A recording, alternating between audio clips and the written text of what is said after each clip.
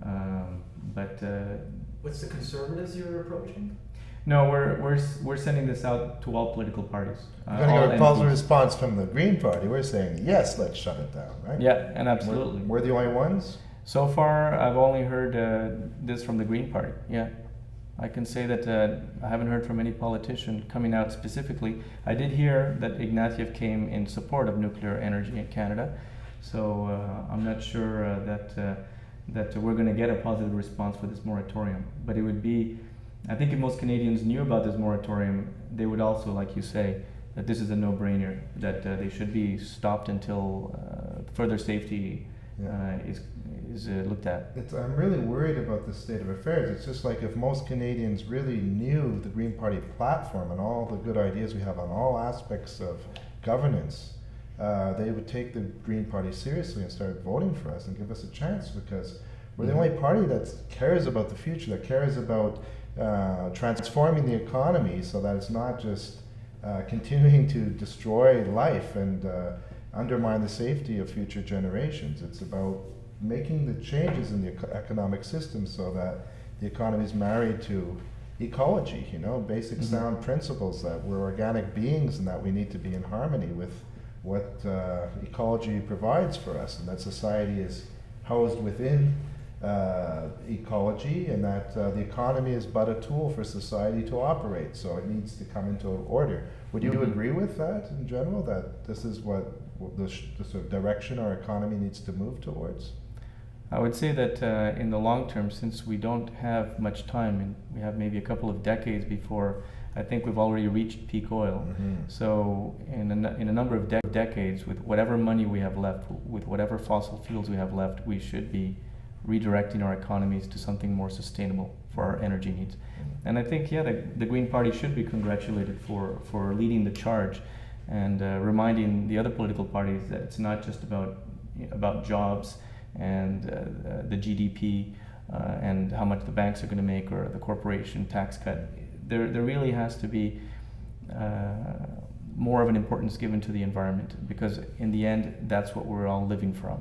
But actually, on the issue of jobs, if we were to take it seriously, to create new sectors of the economy and to support new sectors of industry and business, we would create jobs. And if we were to get serious about cleaning up and environmental amelioration and so on, there would be a lot of new jobs. And our economy could be geared that way if we were to have a serious focus of our society, which requires the political will, which of course has been missing all the time, except for the Green Party, and they try to silence us.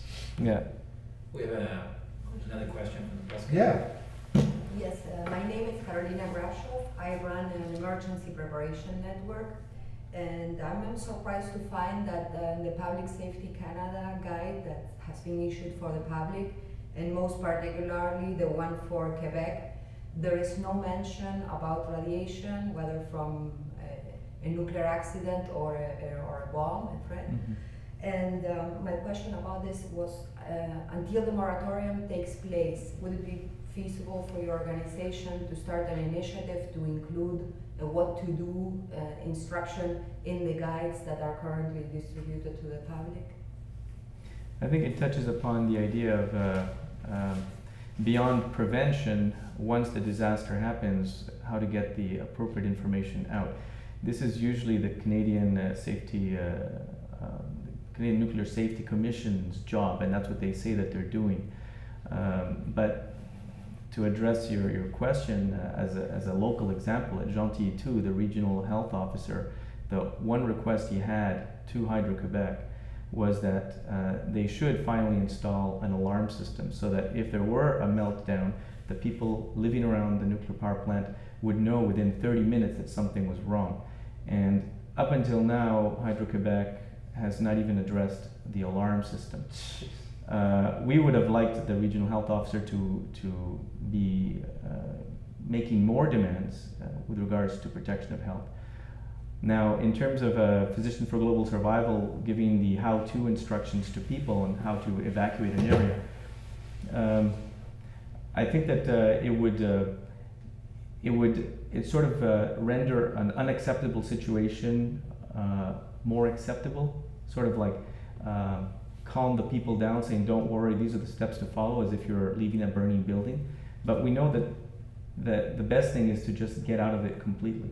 If we can stop the nuclear power plants from being developed further, if we can close them down until we can assure the safety, and until the human clinical studies have been done to prove that there's no association between leukemia and the proximity of nuclear power plants. And there has been, the association has been shown.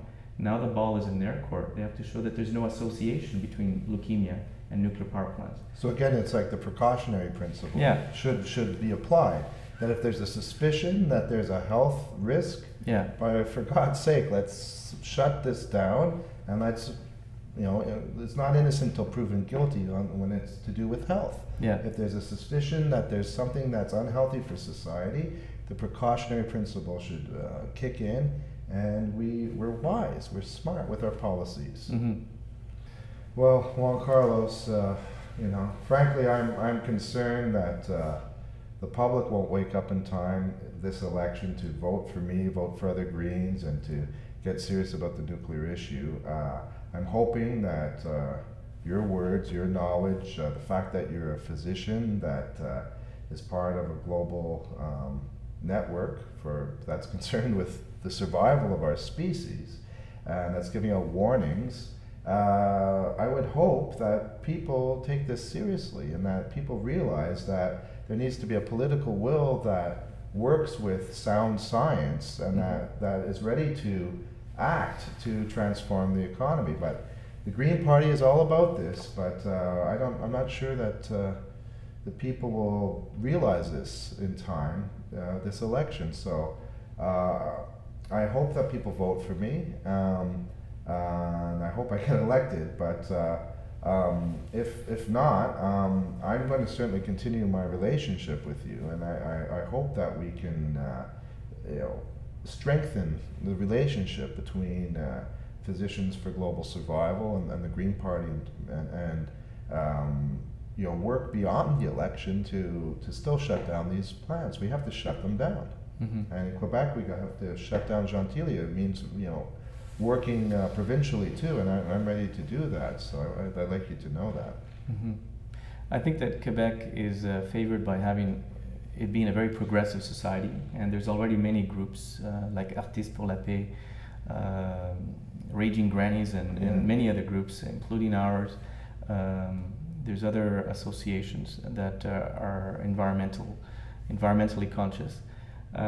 We're also lucky that in Quebec we only have one nuclear power plant, so we can be focused. Yes. So I think that regardless of the elections, the work has to go on. The people have to be, like I said, informed.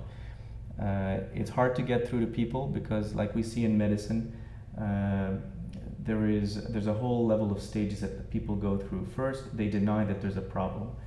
Then, when they begin to realize that there is a problem, they get angry. Yeah. And then they try to bargain. They try and say, well, maybe there's some other way around this. And then finally they begin to accept that they're in a very bad situation and that there has to be an alternative found.